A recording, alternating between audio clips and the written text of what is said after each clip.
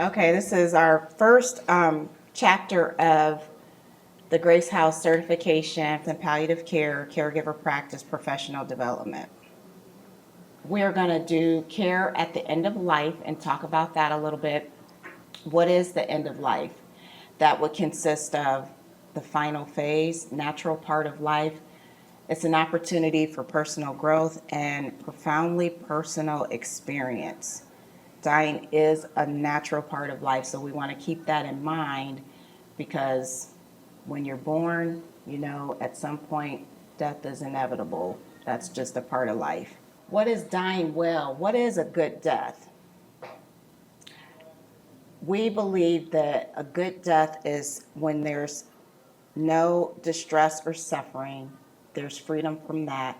It reflects the patient's and family's goals and values. We want to make sure that we're considering those things and not inserting what we believe to be a good death, because what we might personally think is a good death may not be what a good death is for another individual. And it should occur in all settings. So for us, it would be here at Grace House. We're not a facility, we're a house that provides comfort to those who are in hospice care at the end of life.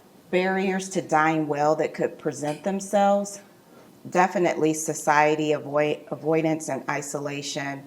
A lot of people just don't feel comfortable speaking about death, any measures of it at all. End of life care not always available. For some people, they don't have that, and we know that because of the population that we serve here, which is a good thing that we're here, because we are able to help those who might not have it. Healthcare providers may not know how to provide hospice and palliative care. Surprisingly, there are a lot of healthcare providers who just are not either comfortable with hospice, end-of-life care, palliative care, and we'll get into more in a little bit about the difference between hospice and palliative care. Some believe a cure is always possible. That could be a cultural thing, that, you know, they believe that there's always something that can be done to help cure the condition. Payment for services aimed at a cure. So in our society, our healthcare, it's pretty much, that's the goal, to cure instead of looking at things from a comfort standpoint. What is palliative care? We'll get into it in just a little bit, but Okay. palliative is a type of care that can be administered at any point in the illness process. So it's not end-of-life care, but hospice does use some palliative aspects because it's pain and symptom management. Okay, thank you. You're welcome. So the history of end-of-life care, the philosophy of hospice is based on providing comfort and dignity and support to patients at the end of life and their loved ones. That is part of taking care of a patient or resident, is their family. We can't forget about them. Not everyone who is terminally ill uses hospice, because they may have their misconceptions about it, or for whatever reason they just may not use hospice care at the end of life. Hospice is a specialty care for terminally ill and dying patients. It ranges in size from small hospices to large corporate hospices. So like SUMA, that would be a large corporate hospice, or Cleveland Clinic, but then you have the smaller hospice agencies. Like right now we have a resident that's on Harmony Hospice. That's a smaller agency, but there are so many more than it used to be. Hospice provides many resources for both the patients and the families. So some barriers: have you heard of things that in your line of work, in your personal experience, that people have decided not to use hospice? Can anybody name anything that sometimes would prevent them from thinking about hospice or using it? I think when my husband was ill and we were looking at hospice, the one thing that kept him from doing hospice initially was the fact that they would have to turn off his defibrillator. And that really scared him. Until he was, actually he finally had decided to go with hospice, but he passed away before we could get to that point. So it's that fear of not just dying naturally, but your one device that has been used to keep you alive, you're going to turn off. Right. So that was something for him. And I think for a lot of patients, it's that feeling that they're afraid everything's going to be withheld from them, keep them alive. And it's really a hard concept to get used to. I have family members that, because of their religious beliefs, they felt like they were giving up on God to use hospice. And I think it's just knowing and being able to speak to some of those barriers. So some of the things that are pointed out here is the reluctance to talk about end of life. I think that's just a cultural, our society. We think if we talk about death that it's going to happen, that it's like superstitious or something. Misconceptions that hospice hastens death. I've heard people say, using the certain medications that they use on hospice that will cause you to kill somebody. Morphine, you use the morphine, that's just going to kill them. Lack of information or discussion about hospice. Again, there's so little information sometimes within different cultures and people, families and everything, that they just have already made up their mind that hospice is a bad word and they don't want to learn more about it. And the idea of giving up hope. They feel like that's a thing that, that they're giving up on being cured. But I always think of hospice as being something that is not giving up. It's just changing the journey or the route that you're going, and it's keeping you comfortable and allowing things to take course as it would. What is hospice and palliative care? So this is care provided to patients with serious life-limiting diseases and their families. So when we say serious life-limiting diseases, a lot of the residents that have come through Grace House, they have cancer, which is in the later stages, heart disease that's in end stage dementia, end stage Alzheimer's, whatever it may be, is in the latter stages. Hospice and palliative care is provided by interdisciplinary team. And is anyone familiar with that is an interdisciplinary team? So interdisciplinary team is a team of different disciplines, like it could be a nurse, doctor, social worker, is different disciplinaries that come together and they look at the big picture together of that person to see how they can best care for them from all the different angles. So nurses assistants, chaplains, it would consist of all of those different types of roles. With life-limiting illness in their families, this care continues through the end of life for the patient, and bereavement care is also a huge part of the interdisciplinary team because it extends past the time that the person is here on earth with us. And once they pass away or they die, then we still want to provide that service of bereavement to their families and those who are left behind. Features of hospice and palliative care: we want to show respect for patients and their families and the goals and choices that they may have. It may be different than what our personal ones may be, but we should respect what theirs are. Caring for the whole person, so it's holistic. So there's the spiritual, the mental, emotional, and the physical. We want to make sure that we're touching all of those parts. Improving quality of life through symptom management. So that would be, from working here, taking care of the pain. If they're having nausea, vomiting, diarrhea, constipation, agitation, anxiety, it would be those symptoms. Supporting those close to the patient, whether it's close friends or family members, and care provided by the IDT would be interdisciplinary team. Some of the features of hospice and palliative care: majority of the hospices are funded through Medicare and Medicaid. I won't get into all of the details of that, but just know that they are typically funded through Medicare and Medicaid. So when they get their medications and supplies and medical equipment, that's usually covered under what they call the hospice benefit, which falls under Medicare, Medicaid. Hospice is required to follow conditions of participation, so it's really rules that Medicare sets in place that we have to go by for them to pay. Additional things about hospice and palliative care. It's open and honest talk about illnesses and death. Like, we have those difficult conversations with patients and families that you might not always want to have, but it's necessary to have because you want to know what it is that they have as their goals for health at the end of life. Like, do they want everything done? Do they want to be kept alive by a ventilator? Or do they want to let nature take its course and just be kept comfortable and manage the pain and symptoms at the end of life? Providing care to all ages. Hospice and palliative can be provided to anyone at any age. We focus on the adult, 18 and up, but it can be provided to children as well, helping people live as fully as possible until they die. So hospice care gives you information about the history of hospice care, where it was first started, and it was over in London.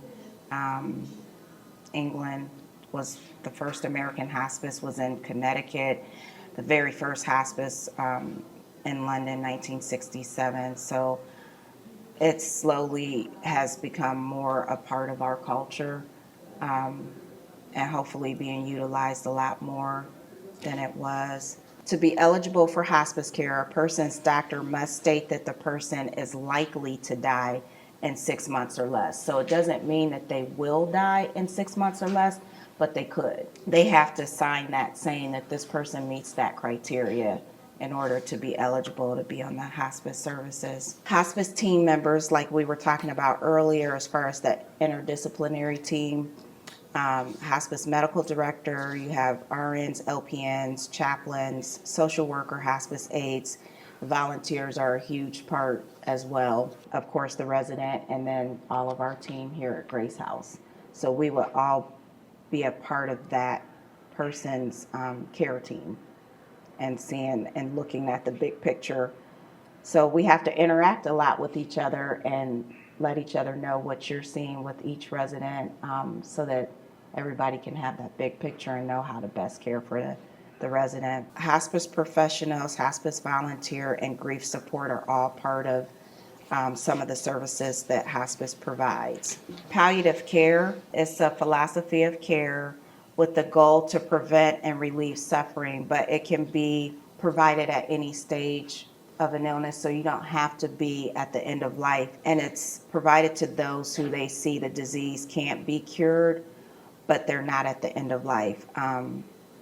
You want to give them more good days than bad days. The goal is to focus on care of pain and symptom management. So anything that could come up as a result of their condition, like shortness of breath, anxiety, keeping those things better managed. With palliative care, team ensures communication and continuity of care across settings.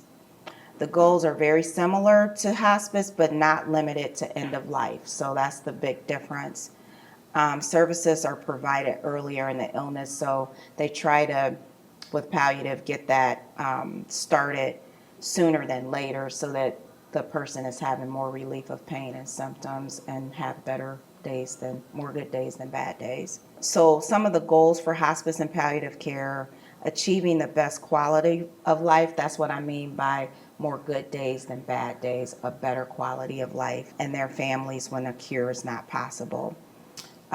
Providing a peaceful death, and that is defined by the patient and family as not what we think would be a peaceful death, is what they see as being a peaceful death. And then continuum of care within the healthcare system. Hospice and palliative care, again, the interdisciplinary, many professional backgrounds or disciplines. We have IDT meetings to kind of review the residents, especially the hospice agencies. They do that. They review patients' care to see, are these things that we have in place working as far as their medications and different things that they may be doing to help the families out from a social aspect. Are these things working or not? It really is a group effort to really care for the resident and their family and family members. So it takes everybody to get it done. Each member contributes to the care of the patient and family. We all must respect each discipline. We must respect each other and what we bring to the table, because everybody plays a part, and each individual's abilities. We all have strengths and weaknesses. I often think about in the Bible how it talks about we all make a part. We each play a part, and we can't have the big picture if we don't each play our part and do what we should. So your strengths may not be mine, but you still bring something to the table that is important. So we have to look at it from that angle. Recognize that the goal of the team is to help those patients at the end of their life. So for us with Grace House Akron Caregiver, so we are you all are important parts of the interdisciplinary team, because you're hands-on, you're working with the residents day in, day out. So there may be things that you see that other ones may not see. So it's important to be able to communicate whatever you're seeing to myself or Holly, Cindy, but then also the hospice nurse that comes out to see the resident. You all practice under supervision of a licensed nurse, education through various programs. What are some things that you all think would be good characteristics to have as a caregiver? What would you, like if you had a family member on hospice care, what would you want to see in someone that is taking care of your loved one? I want to see them care. I want to see somebody who actually cares. I think patience, because it's, well, we all know about having to be patient. I think good listening skills. Sometimes patients are willing to discuss their feelings. Other times you have to try to encourage them to talk about it. Sure. Obviously, knowledge Yes. about end-of-life issues. Yes. What to expect, and to help the patient and the family know what to expect, because it can be different for every individual. Absolutely. Good. Keep it in mind. I would say observant, because especially in end of life care, things can progress quickly, slowly, and things can change at the drop of a hat. So you really have to pay attention to what's going on with the people that you're caring for. Agreed. I think those are all excellent. Anyone else? One thing that I would like to, I think what you said is all that and then some. I think that for sure, one of the things, because I had a family member on hospice, my dad was on hospice care, and I've been a hospice nurse, and I think one of the things that really stood out for me is someone that was empathetic and showed enough empathy that even though they may not be able to understand what I was going through, that they could still put themselves in my shoes. But then the other flip side of that is still seeing my dad as a person and not the illness. And I think that's so important, because, or seeing him as somebody that's just laying there and dying. Like, my dad worked hard. He was a hard worker. He was a man. He was a preacher. My dad was a preacher. So to know that this was him. He's more than what you see, and he's more than this illness, and he's more than him dying at this moment. So those are important characteristics as well, I think. But according to the slide, some of the professional characteristics, I would say, it says dependable, which you do. You want somebody that's going to be dependable and follow through. Responsible for own action, responsible to others, willing to be a team member, to work with everyone else. Flexible, because got to be flexible. Everything is not going to go like this. We might have to go from here and do this and then later on do something else, communicates clearly and properly. The caregiver role, you're wanting to meet the physical needs, psychosocial needs, spiritual, emotional needs. This is the holistic care of the patient, resident, and the family members. And you honor each unique experience of that resident because everybody's experience is unique, never the same. So some of the things that you would do in that role, what would those things consist of? Anybody? I mean, the list is here, but if there's something on this list that you think you would also add to that, because this is like activities of daily living, like bathing, shaving, grooming, those types of things. Do you think there's any other things as a caregiver that you would provide? Assisting, I know depending on your degree and decline, I know some people won't be able to feed themselves. They'll still eat, but they can't physically do it themselves. What about some companionship? Agreed. Agreed. And I think in that companionship, listening. It doesn't always require us to say anything. They may just want to talk, and it's just important for us to just sit and listen. But you can show them that you're interested and that you're listening by nodding your head, and being there. They just need somebody to be there. See, this skipped again. Okay. Caregiver role and symptom management. So it is important as a caregiver that you observe and report any of the following symptoms, and you all can kind of read through that. Many of you are familiar. You've seen a lot of the residents have, of course, pain and restlessness, agitation, shortness of breath. Those things seem to show more so than some of the others. I'm sure you'll see constipation, diarrhea, nausea, vomiting, but anxiety.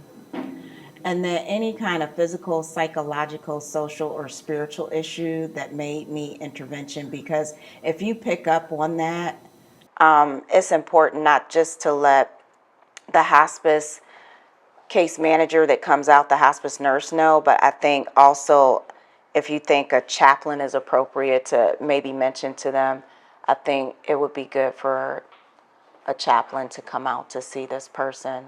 There may be a lot of spiritual distress. Scope of responsibilities. This is defined by the National Board of Certification for Hospice and Palliative Nurses. Describes the specialty area of practice for nursing assistants, addressing their competencies, knowledge, and skills. So competencies are skills at a high standard of care. So you do and gain all of this additional information that puts you at a higher standard of care for someone. Advocating, that's a huge thing for patients, their families, and co-workers, because there are times that you're in a position with, you may not agree with certain things, and it's appropriate to advocate for the patient to, let's say, his hospice nurse, because the hospice nurse may not be here. I think mentoring other home health aides, that could also be a part. We can mentor each other. Like I said, we have strengths and weaknesses that we all possess. So I might be able to help you out and you might be able to help me out. So it's just a give and take. Modeling hospice's standards of care to all the patients and families. Scope of practice. This is basically stating the skills that are legally allowed as a caregiver. Directs the care that the home health aides provide. So it's a way for us to know how much we can do, how much we're not able to do, what we can and cannot do under that scope of care. Standards describes the basic skill level of care that should be provided, reflects the priorities and values of the hospice agency. So it could be a little different per hospice agency, but there is a big umbrella of hospice rules and regulations because of Medicare. So everybody has to follow that. Provides a structure for evaluating job performance. So competencies includes all the knowledge, attitudes, and skills needed to provide care to the terminal patients and their families. These are measurable so that we can evaluate to see, check a procedure, task, or behavior of what you're doing.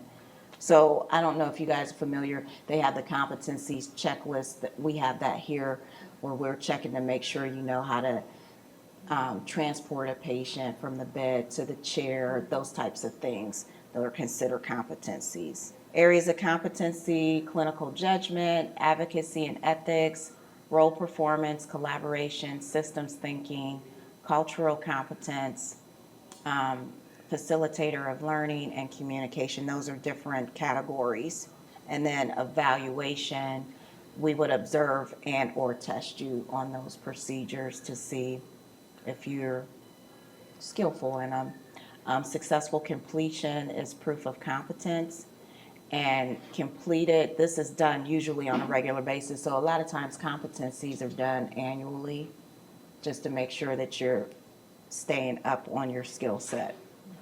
And when new skills are required. So if anything comes up within the year, then we would sign off on it for you to make sure you're aware of it and know what to do. Achieving and maintaining competence.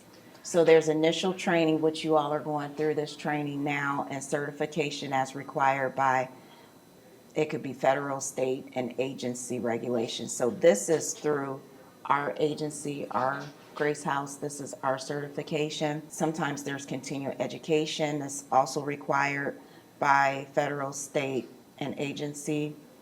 In services or competency evaluation, and then optional experiences to maintain expertise in this area could come through videos, classes, newsletters, websites. So it can come in different ways. A mentor, serving as a mentor.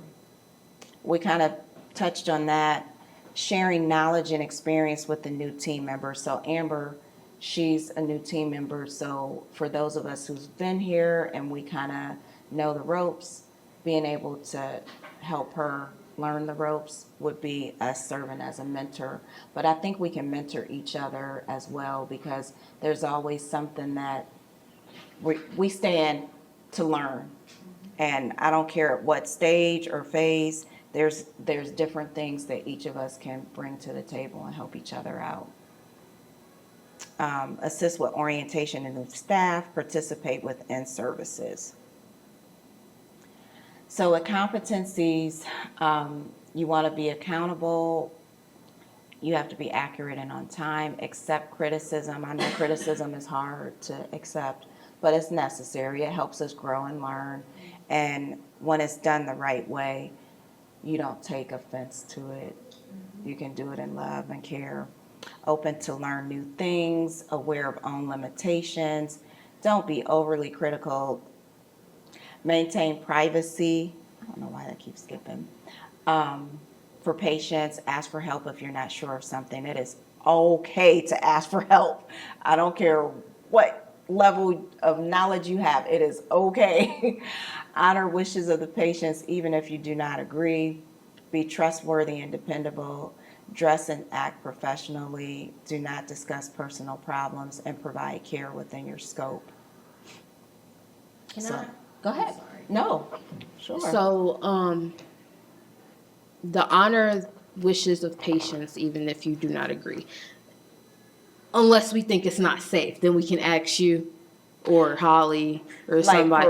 For instance, with the whole table and the chair thing. Yes. Okay. I think every rule has an exception, Right. and you have to consider the safety Right. when it comes down to certain things. If it's something that you can see and maybe the resident might not be able to see, that this might not be the safest Right. thing to do, then it would be our responsibility being able to see the big picture that, yes, this might not be the safest. So we may have to redirect Right, and just right. say, well, it's not that we don't care about your wishes, but maybe we can do it this way, just so we're meeting your needs, but also doing it in a safe way. Because you handled that beautifully. Oh, well, thank you. Thank you. Being an advocate, yes. representing the wishes, values, or concerns of another who may be less able to do so. You must always, always show respect, even if you do not agree with the patient's or family's wishes, values, or goals. You may also advocate for yourself, which is very important too, and your fellow caregivers to other team members or the community. So advocating is very good and needed and necessary, but I think you have to know when to do it and how to do it without being disrespectful, because that's always the goal. Collaborating, so doing this type of work, you're always going to be in a position to collaborate with other people, to communicate and really have a meeting of the minds and just talk through things. So you have to work with others in a positive way to come up with a result that will benefit the patient and or family.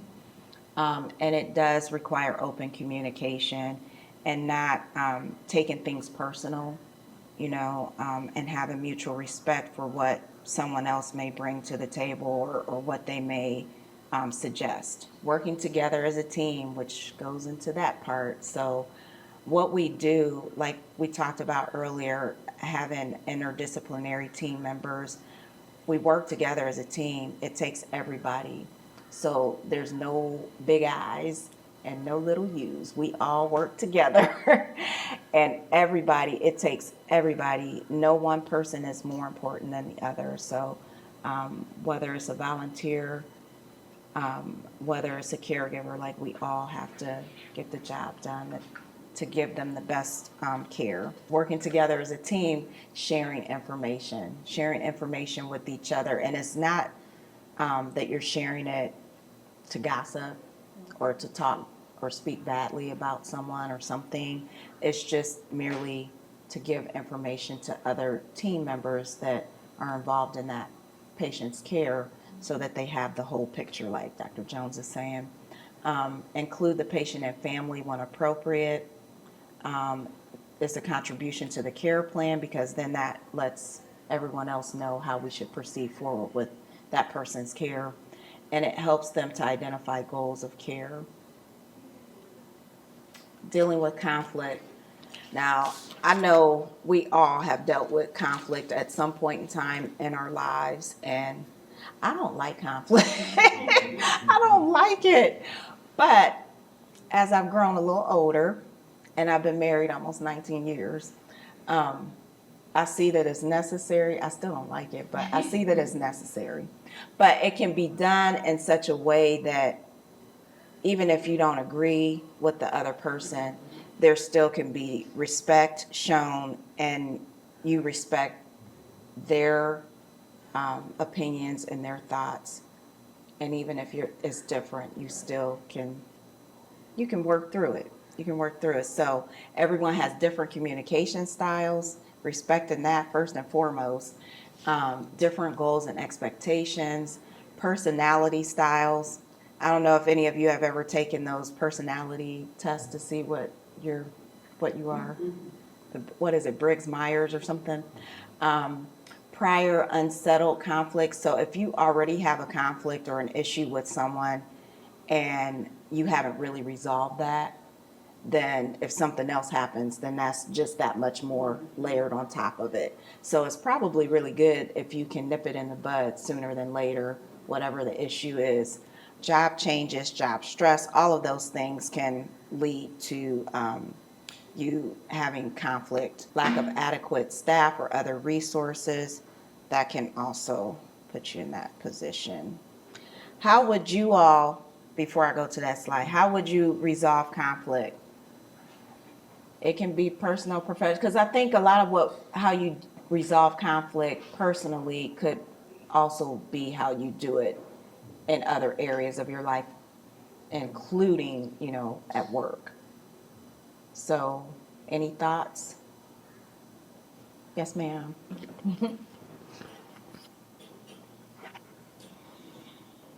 Being a nurse for 51 years, there's been a lot of conflicts in life. Yes, yes. And like Dr. Jones says, the first thing when patients would call me because they want to complain, I don't go to them first.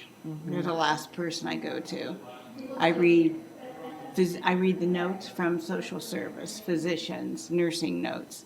Talk to the nurses that are taking care of them. Talk to the aides. Talk to the people that are involved in it before you even go to the patient, the client, because usually it's most of the time it's not founded, and they're part of the conflict, even though they want to say they're not. Right. You know. Right. Many times they're the instigator of all the things. And come up with a plan and discuss it openly with the patient. You know, this is the plan. This is how we're going to do it. Yes. And I will recheck on this situation in a few hours to see how things are going. But it's never just a one-sided. Right. It's never one-sided. At It's all. not always. They're not always the right. The right. And a lot of their complaints are very legitimate, or their concerns are legitimate. That's not to, take away from what they're feeling. Right. But many times there has to be expectations on both sides, and making both sides accountable for their actions and behaviors. Yes, I was in a conflict a week ago. I was on a bus, and this young girl wanted to fight me. So I was in a real situation. But I had $550 in an envelope in my walker. And I said, I can't fight this woman because my money's going to go flying around and I'll never see it again. And it was my rent payment. And so I had to kind of back down a little bit. Not only that, but I'm 64 and she was in her 30s. And so I had to just, say, hey, ma'am, just could you move your bag so I could get off the bus? And she had an attitude and was like jumping bad at me. And so I just, kind of dealt with it, verbally. And, I said, well, I'm sorry if I offended you. I was just trying to get off the bus, So I had to lower my tone and not incite the situation, That's right. And I was like, eee. Yes. So, and then realize it's not about me. She might have been having a bad day. Absolutely. Because it's like, this Absolutely. don't even make any sense. Why That's you want right. to fight me? Right. So anyhow, and dealing with people that's in this situation, in the life situation with their family, it's not about me. If they're mad, because we just had a situation with the daughter was very upset and angry, but she was angry the whole entire time, the whole 6 months. Yes. And so I know it couldn't have been about me, Right. or any of us. Right. So, it's not about us.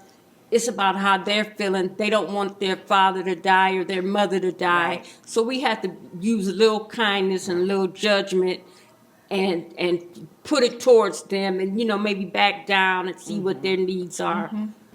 Well said. Well said. I think both of what you said, both of you, because I think there's two sides to every story, like you said, and getting the whole story. Dr. Jones alluded to that with when you're advocating for someone, but I think in conflict that's necessary too. And then, Crystal, like you said, it could be something else.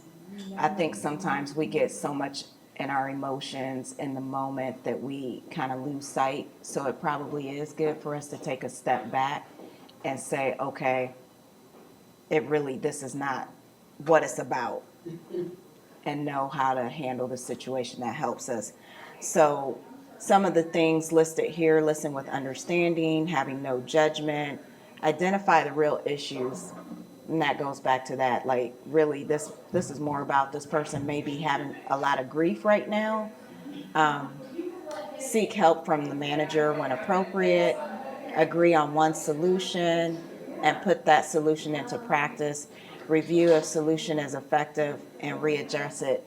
So the things that you might use to help this situation, if it's working, great. If you see that maybe it's not working, maybe we need to reevaluate and see what we can do different to help it. When we're working with residents and their families, that can be a stress factor for us, different levels of that. And that's just normal because we're human. How it could affect you is it might show up as fatigue, irritability, emotional withdrawal, trouble with personal relationships.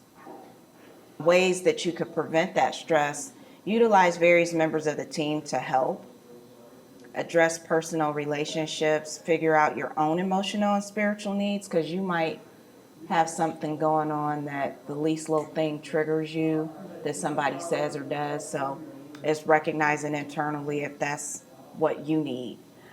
Find others that you can talk to, and that's just a way to let it out, not to really gossip and, stir the pot, as they say. It's just really to get it out there so that you can let it out. Practice healthy habits, diet, sleep, and exercise. Always good. Those are ways to alleviate your stress. Recognize you cannot do everything for everyone. That's why we work as a team.